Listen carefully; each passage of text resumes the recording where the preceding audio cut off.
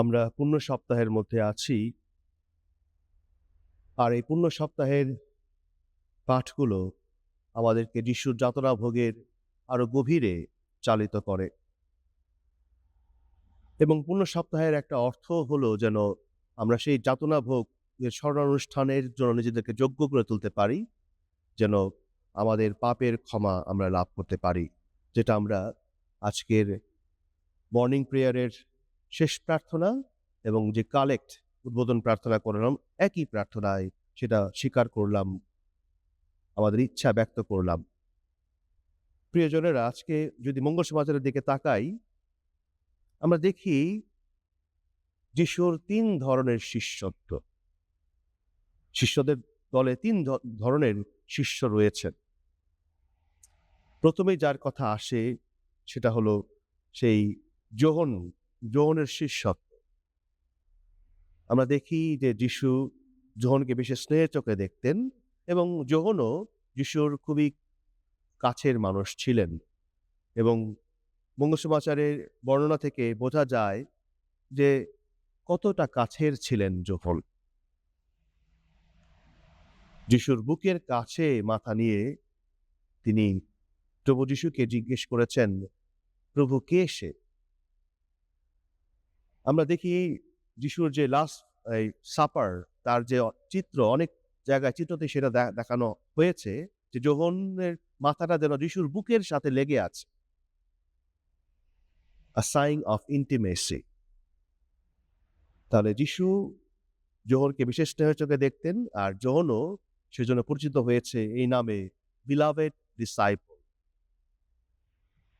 যিশু যাকে বিশেষ ভালোবাসতেন। তাহলে যোহন, তার শিষ্যত্বটা হলো আরো ইন্টিমেট, এবং যে তার জীবনে সর্বাত্মকভাবে চেষ্টা করে বিশ্বস্ত থাকতে। আমরা যখন দেখি যিশুকে যখন সেই জৈতুন পর্বতে যখন গ্রেপ্তার করা হয়, সবাই পালিয়ে গেছে, যোহনও পালিয়ে গেছে। আবার পুরো এই জায়গায় বর্ণনা আছে যে একটা ছেলে চলছিল, তাকে যখন ধরতে গেল কাপড় ফেলেই পালিয়ে গেছে। সম্ভবত সেটা যোহন হতে পারে, অনেকে অনুমান করেন স্কলাররা, কারণ সেখানে কোনো নাম নেই। তাহলে পালিয়ে গেছে, যোহনও পালিয়ে গেছে, কিন্তু পরে সে ক্রুশের পথে তার সঙ্গে থেকেছে, ক্রুশের তলায় সে ছিল।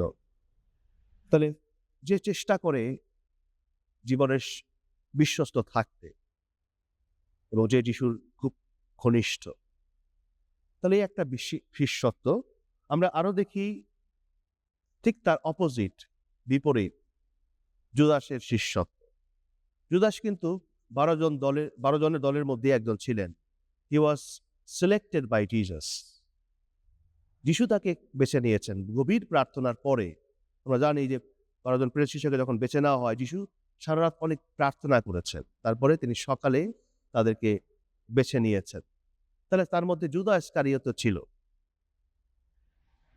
যিশুরই 12 জন বিশেষ শিষ্যের একজন, এবং যে উপরে উপরে ভালোই শিষ্যত্ব দেখায়। আমরা গতকালই শুনেছি সেই মারিয়া যখন যিশুর পায়ের সুগন্ধি ঢেলে দিয়েছে, যখন এই জুদা চ্যারিটি দেখিয়েছে না, যে এই টাকাটা এইটা নষ্ট না করে বিক্রি করলে অনেক টাকা পাওয়া যেত এবং সেটা দরিদ্রদের সাহায্য করা যেত। তাহলে উপরে উপরে সে চ্যারিটি দেখাতে প্রস্তুত, ভালোত্ব দেখাতে প্রস্তুত, উপরে সব ভালো, কিন্তু ভেতরটা লোভ আর অন্ধকারে ভরা। আমরা দেখি যিশুর সঙ্গে সে একই বাড়িতে ডুবিয়ে খাচ্ছে। যিশু বললেন, নাও খাও, এ হল আমার দেহ, নাও পান করো, এ আমার রক্ত। তাহলে আমরা বিশ্বাস করি যিশুর দেহ রক্ত না। শিশুরা সেটা বুঝে, যত গভীরে না বুঝলে তারা তা গ্রহণ করেছে। আর আজকে যখন দেখলাম যিশু যখন ভিজিয়ে দিলেন তাকে, তার অন্তরে কি ঢুকে পড়ল? শয়তান ঢুকে পড়ল। সেই খ্রিস্টের দেহ যা যিশু এই মাত্র বলে তা দিলেন, সবাই তা আহার করছে, কিন্তু তার অন্তরে শয়তান ঢুকে গেল। অযোগ্য অবস্থায় যিশুকে গ্রহণ করার ফলই হলো এটা। বাইবেলের বাইরে আমাদের ট্র্যাডিশনে যাই, যে সেজন্য বলা আছে যে যখন আমরা যিশুকে গ্রহণ করি যেন অন্তরে পূর্ণ অবস্থায় গ্রহণ করি। মারাত্মক পাপের অবস্থায় যেন আমরা কমিউনিয়ন গ্রহণ না করি। ইট ইস আ প্রফেনেশন। যিশুকে যিনি যার পূর্ণ দেহকে অপবিত্র করার একটা পাপে আমরা দণ্ডিত হই।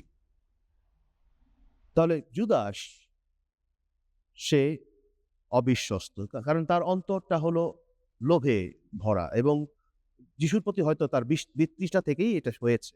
আমরা জানি না কেন জুদাস পুরোপুরিভাবে যিশুকে ঘাতকতা করেছেন। কিন্তু একটা হিন্টস আমরা পাই যৌনচিত মঙ্গল সমাচারের ৬ অধ্যায়ের পরে। আমরা যখন দেখি যিশু বলছেন তিনি হলেন সেই এই জীবনময় রুটি এবং তার রক্ত জীবনময় পানীয়। তারপর এক পর্যায়ে তিনি বলেন, আমার মাংস হলো খাদ্য এবং আমার রক্ত হলো পানীয়। এর পরের দিকে আমরা দেখি অনেক শিশু সেটা গ্রহণ করতে পারেনি। অনেকে তাকে ছেড়ে চলে গিয়েছে। অনেক শিষ্যের মধ্যে তখন অবিশ্বাস বা একটা অন্তরে বিষ যুক্ত হয়েছে। তারা যিশুকে ছেড়ে গিয়েছে। হয়তো পারে জুদাসও তার অন্তরে এভাবেই আস্তে, আস্তে বিষক্রিয়া হয়েছে। সে যিশুর পথ থেকে দূরে সরে গিয়েছে। ওপরে সে দেখাচ্ছে যিশুর শিষ্য, তার সঙ্গে চলছে, কিন্তু ভেতরে সে যিশুকে ধরিয়ে দেওয়ার ষড়যন্ত্র করছে, বিশ্বাসঘাতকতার ষড়যন্ত্র করছে। আবার আরেকটা কারণও হতে পারে সে লোভী, কারণ তার হাতে ছিল টাকা পয়সার হিসাব। টাকা পয়সাও অর্থই আমাদেরকে বিপদে ঠেলে দিতে পারে। যখন আমরা অতিরিক্ত অর্থলিপ্স হই তখন আমাদের আধ্যাত্মিকতার শক্তি কমে যায়, আমরা তখন অন্ধ হয়ে যাই, হৃদয়টা অন্ধকারে পড়ে যায়। তৃতীয় যে শিষ্যত্ব সেটা হলো পিতরের শিষ্যত্ব। পিতরের শিষ্যত্ব কিন্তু জেনুইন। সে সত্যিই যিশুকে ভালোবাসে, কিন্তু সে আবার অতি মানবীয়। আজকে পাঠের এক পর্যায়ে আমরা দেখি পিতর বলেন যে, আমি আপনাকে কখনো অস্বীকার করব না, আমি আপনার জন্য মরতেও প্রস্তুত। আর তখন যিশু বলেছেন যে, মোরগ ডাকবার আগেই তুমি আমাকে ৩ বার অস্বীকার করবে। এবং সত্যিই পিতর যিশুকে ৩ বার অস্বীকার করেছে মোরগ ডাকবার আগেই। কিন্তু আবার দেখি পিতর তার ভুল বুঝতে পারে। দুঃখের জ্বালায় মথিরচিত মঙ্গল সমাচারের যাতনা ভোগের কাহিনীতে লেখা আছে যে দুঃখের জ্বালায় কাঁদতে লাগলেন। অনুতাপে তার জীবনে তিনি কাঁদতে লাগলেন এবং তার সেজন্যই ঈশ্বরের ক্ষমা তিনি অনুভব করেছেন। যিশু তাকে বলেননি আমি তোমাকে ক্ষমা করে দিলাম না, কিন্তু তিনি অনুভব করেছেন এবং তিনি ফিরে এসেছেন। তার জীবনে একটা ট্র্যাজেডি, একটা ভুল, কিন্তু সেই ভুলের মধ্যে তিনি পড়ে থাকেননি, তিনি আবার ফিরে এসেছেন। তাহলে এই শিষ্যত্ব দোদুল্যমান, কিন্তু তারপরেও যে ফিরে আসে। আজকে আমরা আমাদেরকে প্রশ্ন করতে পারি, আমরা সবাই কিন্তু যিশুর শিষ্য এবং আমরা যাজক হতে আহত, তোমরা যাজক হতে আহত। তাহলে যিশুর ঘনিষ্ঠ শিষ্য হওয়ার জন্য তোমরা আহত। তোমাদের শিষ্যত্ব কেমন?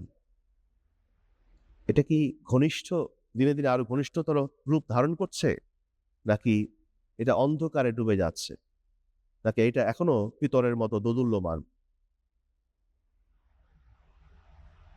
প্রত্যেকটা শিষ্যত্বের মধ্যেও প্রত্যেক শিষ্যের মধ্যেও কিন্তু ঘাটতি থাকে, কিন্তু সেজন্যই আমাদের সবসময় নিরীক্ষণ করতে হয়, পরীক্ষা করতে হয়, যেন আমরা সঠিক ধারায় আসতে পারি। আমরা কেউ বলতে পারি না there is nothing wrong in me। আমরা বলতে পারি না যে আমরা ব্যর্থ হব না। এই অহংকার যেন আমাদের মধ্যে না থাকে। পিতর বলেছে যে, না আমি আপনার জন্য মরতে প্রস্তুত, কখনো হবে না, আপনাকে আমি কখনো অস্বীকার করব না, কিন্তু সে করেছে। আমরা যেন আমাদের নিজেদের স্বার্থের উপরে নয়, ঈশ্বরের ভালোবাসার উপর আস্থা রাখি এবং তাকে ভালোবেসেই প্রভু যিশুর শিষ্য হিসেবে আমরা নিজেদের গঠন দান করতে পারি। প্রভু আমাদের সবাইকে সেই অনুগ্রহ আশীর্বাদ দান করুন।